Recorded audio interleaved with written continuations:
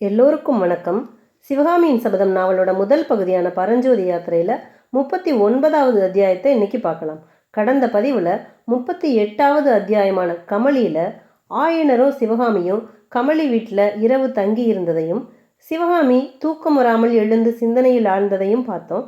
இப்போ 39வது அத்தியாயம் கமலியின் மனோரதம். வாங்க வாசிக்கலாம். விவரிக்க முடியாத இன்பத்தையும் வேதனையையும் ஒருங்கே தந்த மேற்கூறிய நிழல் நினைவுகளை பொறுக்க முடியாமல் சிவகாமி சாளர மாடத்திலிருந்து எழுந்தாள். அறையின் பின்புற கதவை ஓசைப்படாமல் மெதுவாய் திறந்து கொண்டு பூந்தோட்டத்துக்குள் பிரவேசித்தாள். அப்போது இரவில் 3ஆம் ஜாமம் நடந்து கொண்டிருந்தது. பிறைச்சந்திரன் விரித்த இளம் நிலவின் மோகன ஒளியில் அந்த பூந்தோட்டம் கனவு உலகத்தின் காணும் ஒரு காட்சி போல் தென்பட்டது. பூந்தோட்டத்தில் உலாவி வர எண்ணி புறப்பட்ட சிவகாமி வீட்டு சுவரோரமாக சற்று தூரம் சென்றபோது பேச்சுக்குரல் கேட்டு திடுக்கிட்டு நின்றாள். கமலியும் கண்ணபிரானும் தான் பேசிக்கொண்டிருந்தார்கள். அவர்கள் இருந்த அறையின் பின்புற பலகனி வழியாக அவர்களுடைய பேச்சு தெல்ல தெளிவாக கேட்டது. அந்த பக்கம் போகாமல் திரும்பிவிட வேண்டுமென்று எண்ணிய சிவகாமியின் செவியில் மாமல்லர், குமார சக்கரவர்த்தி என்ற வார்த்தைகள் விழுந்தன. பிறகு அவளுடைய கால்கள் திரும்பிச் செல்ல மறுத்துவிட்டன. பலகனியின் அருகில் சுவர் ஓரமாக நின்று அவர்கள் பேசுவதை கேட்டாள். மாமல்லருக்கு பெண் கொடுக்கிறேன் என்று பாண்டிய மன்னர் தூது அனுப்பியதில் என்ன ஆச்சரியம்? பூலோகத்தில் உள்ள ராஜாக்கள் எல்லாம் நான் முந்தி நீ முந்தி என்று அவருக்கு பெண் கொடுக்க போட்டியிட மாட்டார்களா என்றாள் கமலி. மாமல்லருக்கு சீக்கிரத்தில் கல்யாணம் செய்து வைக்க வேண்டும் என்று மகாராணிக்கு ஆசை. 3 தேசத்து ராஜாக்களுக்கு திருமண தூது அனுப்ப வேண்டும் என்று ஏற்பாடு செய்திருந்தார். அதற்குள்ளே இந்த யுத்தம் வந்துவிட்டதால் அது தடைபட்டு போயிற்று. இப்போது பாண்டிய ராஜாவே தூது அனுப்பியிருப்பதில் மகாராணிக்கு அசாத்திய சந்தோஷம் என்றான் கண்ணபிரான். சரி, அப்புறம் என்ன நடந்தது என்று கேட்டாள் கமலி. அரண்மனையில் மாமல்லரை விட்டேன். உடனே தாயாருக்கும் பிள்ளைக்கும் சண்டை ஆரம்பமாகிவிட்டது. சண்டையா? எதற்காக? குமார சக்கரவர்த்தியிடம் கல்யாணம் என்று யாராவது சொன்னாலே அவருக்கு பிரமாதமான கோபம் வந்து விடுகிறது. இதற்குத்தானா இவ்வளவு அவசரமாக கூப்பிட்டு அனுப்பினீர்கள்? போர்க்களத்திலிருந்துதான் ஏதோ செய்தி வந்திருக்கிறதாக்கும் என்று நினைத்தல்லவா ஓடி வந்தேன் என்று அவர் மகாராணியிடம் கோபமாக பேசினார். முக்கியமான ரகசியம், கேட்டால் பிரமித்து போவாய் என்றான் கண்ணன். பெண் பிள்ளையிடம் ரகசியம் சொல்லக்கூடாது என்று உனக்கு தெரியாதா கண்ணா என்றாள் கமலி. ஓஹோ, நீ பெண் பிள்ளையா? மறந்தே போய்விட்டேன் என்று கண்ணன் நகைத்து கொண்டே கூறினான். ஆமாம், நீ ஆண் பிள்ளை என்பதையும் மறந்து போய் விடுவாய். யுத்தம் வருகிறதல்லவா? யுத்தம் வரட்டும், அப்போது தெரிகிறது யார் ஆண் பிள்ளை யார் பெண் பிள்ளை என்று. நீ என் காலில் விழுந்து கண்ணா யுத்தத்துக்கு போகாதே என்று கதறப்போகிறாய். நான் உன்னை உதறி தள்ளிவிட்டு போகப் போகிறேன். அப்படியா நினைத்து கொண்டிருக்கிறாய் உன் மனதில்? யுத்தம் கிட்டி வரும்போது நீ போகாவிட்டால் நான் உன்னை கழுத்தை பிடித்து தள்ள மாட்டேனா? கல்யாணமான பிறகு நீ இப்படி பயங்குள்ளியாக போனதை பார்த்துவிட்டுத்தான் குமார சக்கரவர்த்தி கல்யாணம் என்றாலே எரிந்து விழுகிறார் போலிருக்கிறது.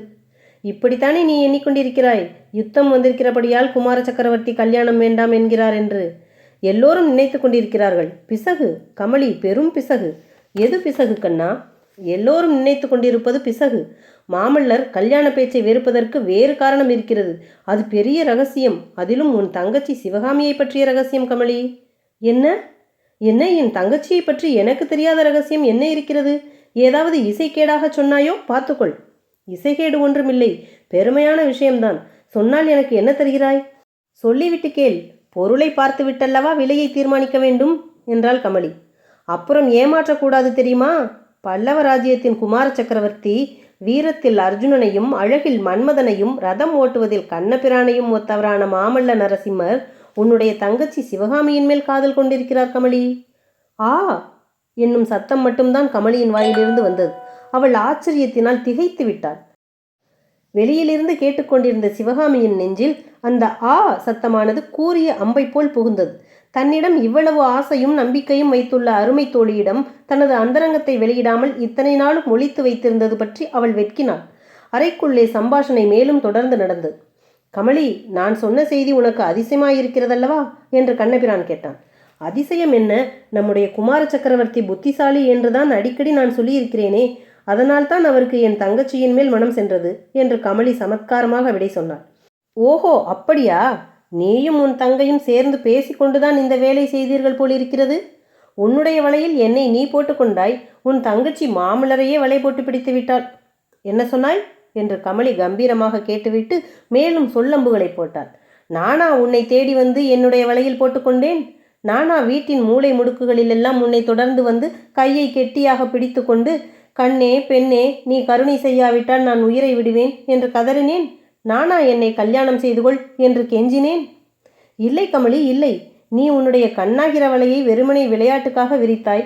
அதிலே நானாக ஓடி வந்து அகப்பட்டு கொண்டேன்.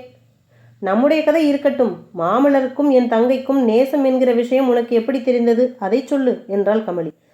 ஆ, பாம்பின் கால் பாம்புக்கு தெரியாதா என்ன? கள்ளனுக்கு தெரியாதா கள்ளனின் சமாச்சாரம்? நான் உன்னை உன் தகப்பனார் வீட்டில் அந்த காலத்தில் என்னமாய் பார்த்தேன், ஞாபகம் இருக்கிறதா? அம்மாதிரியே உன் தங்கையை இப்போது மாமல்லர் ஆர்வத்தோடு பார்க்கிறார். இவ்வளவுதானா? இன்னும் என்ன வேண்டும்? நாவுக்கரசர் மடத்தில் அபிநயம் பிடித்தானதும் உன் தங்கை மூர்ச்சையாகி விழுந்து விட்டாள் என்று சொன்னேன் அல்லவா? உடனே மாமல்லர் ஓடி வந்து சிவகாமியை தூக்கி ஆயனர் மடியின் மீது வைத்தார். கமலி, அப்போது அவருடைய கைகளும் தேகமும் எப்படி பதறின தெரியுமா? இதுவரையில் எனக்கு கொஞ்சம் சந்தேகமாய்த்தான் இருந்தது. இன்றைக்குத்தான் சர்வ நிச்சயமாயிற்று.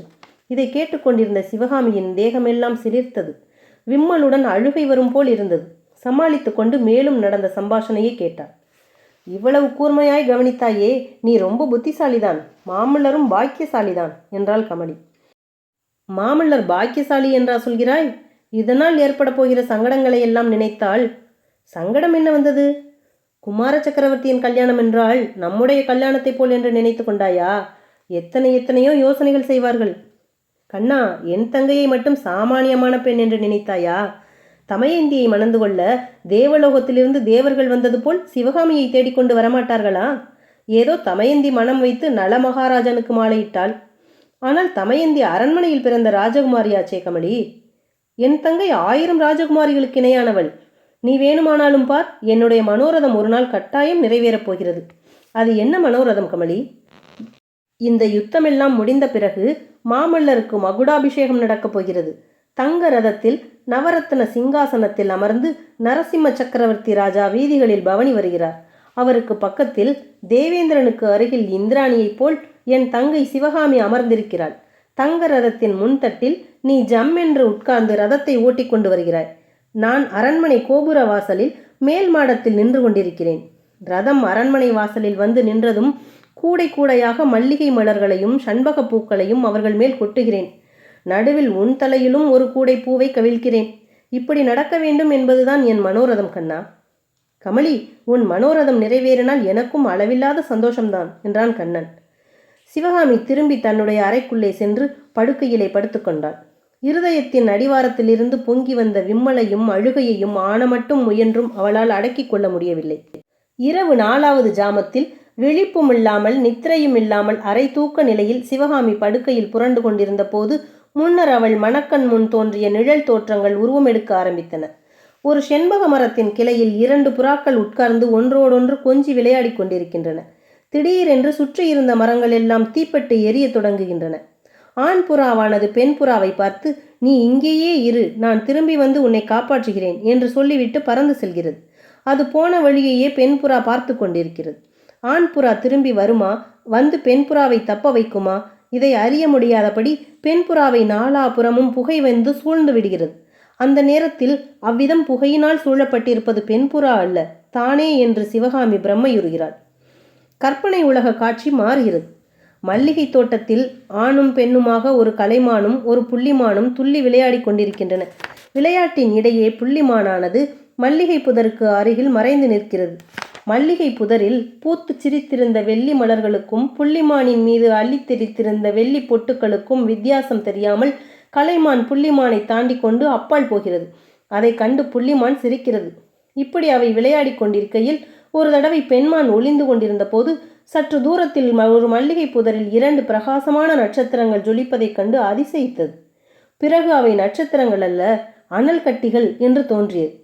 பின்னர் அந்த 2 அனல் கட்டிகளும் ஒரு பெரிய புலியின் 2 கண்கள்தாம் என்று தெரியவே பெண்மானின் சகல நாடியும் ஒடுங்கிவிட்டது. கலைமானை கூவி அழைக்க அது முயன்றது. ஆனால் அதன் தொண்டையிலிருந்து சத்தமே உண்டாகவில்லை.